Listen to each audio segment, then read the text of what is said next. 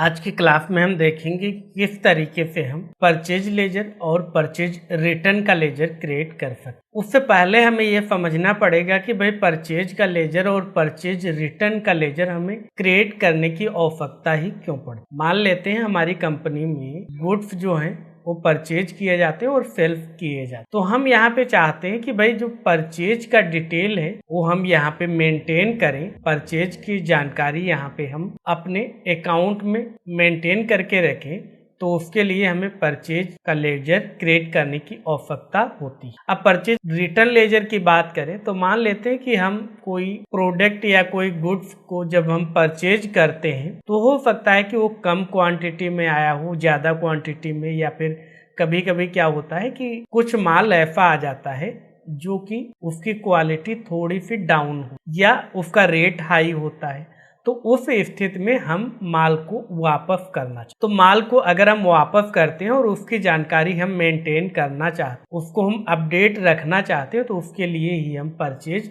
Return laser का उपयोग करते हैं। कोई भी अगर हम गुड्स परचेज करते हैं तो हम उसमें एंट्री करेंगे परचेज लेजर में। कोई भी गुड्स को हम परचेज रिटर्न करते हैं यानी वापस करते हैं तो हम परचेज रिटर्न में उसकी एंट्री करते। तो कैसे क्रिएट करेंगे और क्या क्या यहाँ पे सावधानी रखनी पड़ेगी हमें परचेज और परचेज रिटर्न लेजर क्रिएट करते समय, इसको समझने के लिए आप यहाँ पे बहुत ही ध्यान से पूरी क्लास को देखें और जिस तरीके से बताया जाता है उस तरीके से आप यहाँ पे स्टेप बाय स्टेप प्रैक्टिस करें और आप बहुत ही आसानी से बगैर किसी गलती के परचेज और परचेज रिटर्न का लेजर क्रिएट कर पाएंगे। नमस्कार दोस्तों, मैं जितेंद्र सिंह एक बार फिर से आप सभी का राणा टेक ज्ञान में बहुत बहुत स्वागत में अभिनंदन करता हूं। हम अपनी क्लास को शुरू करें उससे पहले आपसे बताना चाहेंगे कि अगर आपने अभी तक हमारे इस यूट्यूब चैनल को सब्सक्राइब नहीं किया तो सब्सक्राइब अवश्य कर लें ताकि आने वाले सभी वीडियो की जानकारी आपको सबसे पहले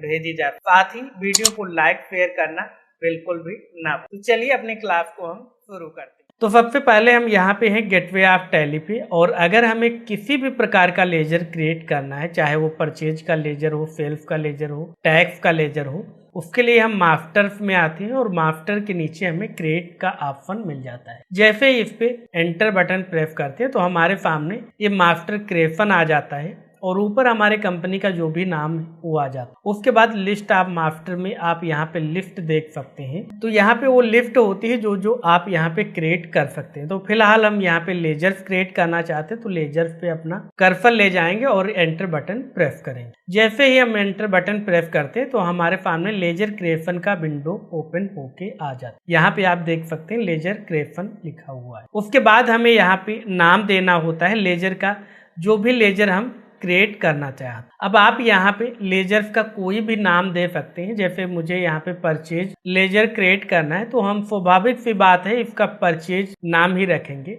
अगर आप चाहें तो इसका नाम कुछ भी रख सकते हैं, यहाँ पे ये बाउंडेशन नहीं होती कि आपको परचेज ही रखना है। लेकिन अगर हम परचेज ही रखेंगे तो हमें याद करने में बहुत ज्यादा आसानी होती है, इसलिए जिस टाइप का लेजर है, जैसा लेजर है, उसका नाम उसी तरीके से रखें ताकि हमें याद करने में आसानी हो। उसके बाद हम एंटर बटन प्रेस करते हैं तो हमारा पॉइंटर एलियास में आ जाता है। एलियास क्या होता है, यहाँ पे आप उपनाम दे सकते हैं, कोई दूसरा नाम दे सकते हैं। उससे क्या होता है कि मान लेते हैं कि हम परचेज भूल जाते हैं या फिर हमें लिखने में दिक्कत हो तो कोई भी यहाँ पे दूसरा नाम हिंदी में दे सकते हैं और हम इन दोनों नाम से, जो एलियास में नाम देंगे और जो यहाँ पे नेम दिया है, इन दोनों से हम सर्च कर सकते हैं। आगे हम इसके बारे में डिटेल से देखेंगे, फिलहाल हम इसे स्किप कर देते। उसके बाद हम जैसे एंटर करते हैं तो हमारा पॉइंटर आ जाता है अंडर में। यहाँ पे लिस्ट ऑफ ग्रुप आप देख सकते हैं, पूरी की पूरी लिस्ट यहाँ पे आप देख पा रहे होंगे। इतने पहले से हमारे टैली में ग्रुप्स बने होते हैं जिसके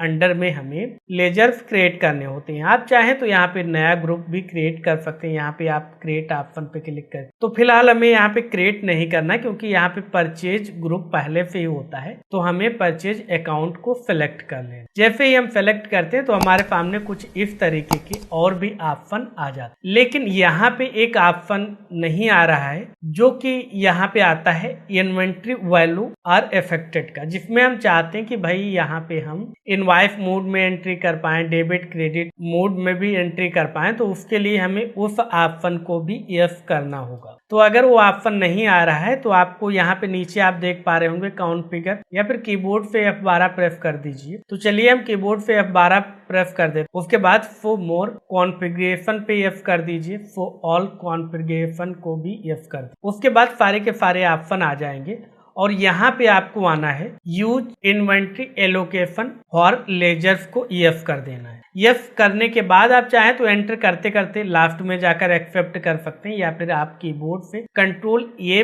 बटन प्रेस करके भी आप इसे एक्सेप्ट कर सकते हैं। उसके बाद आपको इसे अगर नो आ रहा है तो आपको नो नहीं, यहाँ पे आपको यस कर देना है। उसके बाद आपसे पूछा जाता है कि टाइप ऑफ लेजर, तो यहाँ पे आप नॉट अप्लीकेबल सेलेक्ट कर लीजिए। परचेज करेंगे आइटम तो उससे स्वाभाविक सी बात है कि जीएसटी टैक्स कैलकुलेट होगा, तो इसलिए हम यहाँ पे चाहते हैं कि भाई यहाँ पे भी जीएसटी अप्लाई हो, तो इसलिए अप्लीकेबल रखेंगे। और यहाँ पे सेट अल्टर जीएसटी डिटेल में हम इसे नो रखेंगे। अब नो रखने का कारण ये है कि जीएसटी तो यहाँ पे हमें देना ही पड़ेगा, लेकिन अब बहुत से आइटम हम परचेज करेंगे, उसकी एंट्री इस लेजर में करेंगे तो सबके यहाँ पे रेट अलग हो सकते हैं। किसी का 18% जीएसटी देना पड़ेगा, किसी का 10%, किसी का 16%। तो इसलिए हम चाहते हैं कि भाई जब हम यहाँ पे आइटम्स की एंट्री करेंगे तब हम ये डिफाइन करें कि किस पे हम कितना जीएसटी देंगे या हमें देना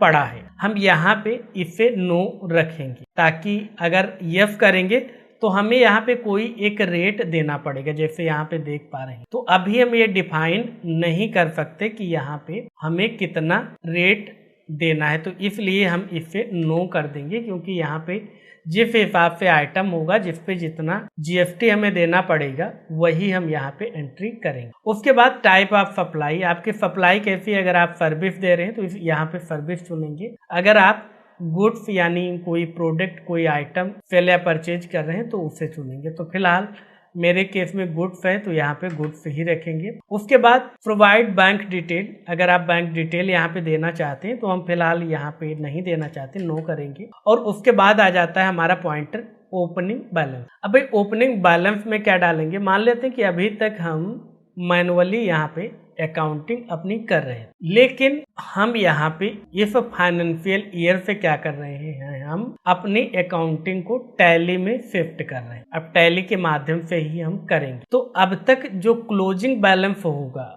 जो हमारा मैनुअली अकाउंटिंग का क्लोजिंग बैलेंस होगा, वही हमारा क्या हो जाएगा, यहाँ पे ओपनिंग बैलेंस हो जाएगा। तो अगर आप अभी तक आपकी मान लेते हैं कि पुरानी कंपनी है और आप उसका अकाउंट पहले से मेंटेन करते आ रहे हैं और अब अगर आप टैली में आ रहे हैं तो आपका जो भी क्लोजिंग बैलेंस है वो यहाँ पे डालेंगे। मेरे केस में अभी नई कंपनी है तो इसे हम 0 ही रखेंगे और यहाँ पे एक्सेप्ट कर लेंगे। तो यहाँ पे हमारा परचेज का लेजर क्रिएट हो गया। अगर आप देखना चाहते हैं तो इस केप बटन प्रेस कीजिए, वापस आइए, अल्टर में आइए और यहाँ पे फिर से लेजर में आइए। यहाँ पे आप देख सकते हैं एक कैश और प्रॉफिट एंड लॉस अकाउंट पहले से ही ये 2 लेजर हमारे बने होते हैं, लेकिन हमने अभी परचेज लेजर क्रिएट किया। जैसे आप एंटर करेंगे तो आप देख सकते हैं लेजर अल्ट्रेशन मोड में ओपन हो गया। अब मान लेते कोई डिटेल आप यहाँ पे फिल करते हैं, उसके बाद आपको लगता है कि हमने भाई जो लेजर क्रिएट किया था उसमें कोई मिस्टेक हो गई, तो आप दोबारा से यहाँ पे अल्टर भी कर सकते हैं, यानी उसे अपडेट कर सकते हैं, उसे एडिट कर सकते हैं। तो चलिए हम इसे कंट्रोल ए करके एक्सेप्ट करते हैं, बाहर आते हैं एस्केप की बटन से और हम फिर से गेटवे ऑफ टैली पे आ गए हैं और मास्टर्स में आकर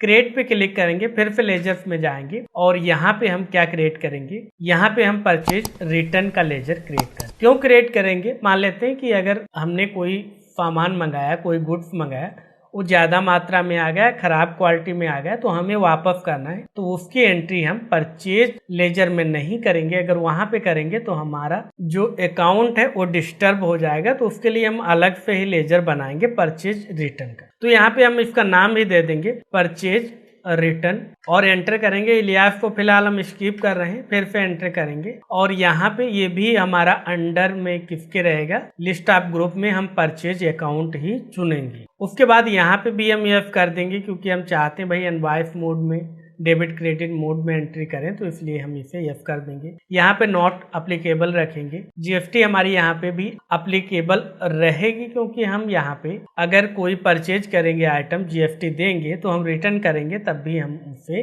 यहाँ पे मेंशन करेंगे। यहाँ पे फेट और अल्टर जीएसटी डिटेल को नो रखेंगे, क्योंकि हम यहाँ पे आइटम वाइज जीएसटी रेट देंगे, तो इसलिए यहाँ पे नो रखेंगे। और यहाँ पे टाइप ऑफ सप्लाई में हमारी फिलहाल गुड्स है, तो गुड्स को सेलेक्ट करेंगे। बैंक डिटेल और पैन डिटेल हम बिल्कुल भी अभी यहाँ पे स्किप कर रहे हैं। ओपनिंग बैलेंस हमारा कुछ है नहीं, तो यहाँ पे हम एंटर करके इसे भी एक्सेप्ट कर लेंगे। तो इस तरीके से हम परचेज और परचेज रिटर्न लेजर को क्रिएट कर सकते हैं। और अगर कोई गलती हो जाती है तो दोबारा से हम आ जाते हैं एस्केप की बटन को प्रेस करते हुए गेटवे ऑफ टैली पे, और उसके बाद मास्टर्स में यहाँ पे क्रिएट के नीचे मिल जाता है अल्टर पे आएंगे। मुझे क्या यहाँ पे अल्टर करना, किसकी जानकारी अपडेट करनी है, तो मान लेते हैं कि हमने अभी 2 लेजर क्रिएट किए थे, परचेज और परचेज रिटर्न। उसमें कोई भी जानकारी हमसे छूट गई, कोई गलत हो गई या फिर कोई नई जानकारी आई है, तो उससे हम लेजर में जाकर और उस लेजर को सेलेक्ट कर लेंगे, परचेज या परचेज रिटर्न को,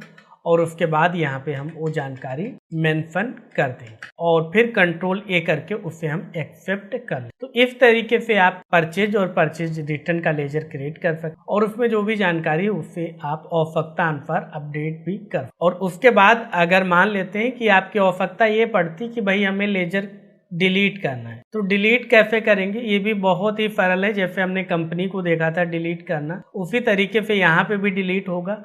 अल्टर में जाएंगे और लेजर जो भी डिलीट करना उसे सेलेक्ट करेंगे, और यहाँ पे जैसे ही हम लेजर अल्ट्रेशन मोड में आएंगे तो यहाँ पे हम अल्ट डी जैसे प्रेस करेंगे तो हमारे सामने डिलीट का पॉपअप आ जाएगा। अगर हम यस करेंगे तो यहाँ पे हमारा लेजर जो देख सकते हैं वो हमारा लेजर यहाँ पे डिलीट हो गया है। तो इस तरीके से आप लेजर क्रिएट कर सकते हैं, अपडेट कर सकते हैं, और अगर उसकी आवश्यकता नहीं है तो आप आसानी से उसे डिलीट भी कर सकते हैं। आज के वीडियो में बस इतना ही। आपको हमारी वीडियो कैसी लगी कमेंट बॉक्स में अवश्य लिखें। वीडियो को लाइक शेयर करना बिल्कुल भी ना भूलें। साथ ही अगर आपने अभी तक हमारे यूट्यूब चैनल को सब्सक्राइब नहीं किया तो सब्सक्राइब अवश्य कर लें, ताकि आने वाले सभी वीडियो की जानकारी आपको सबसे पहले भेजी जा सके। तो मिलते हैं आपसे अगले वीडियो में, तब तक याद रखें ज्यादा लर्निंग तो ज्यादा अर्निंग, इसलिए सीखते रहें और मुस्कुराते रहें। नमस्कार।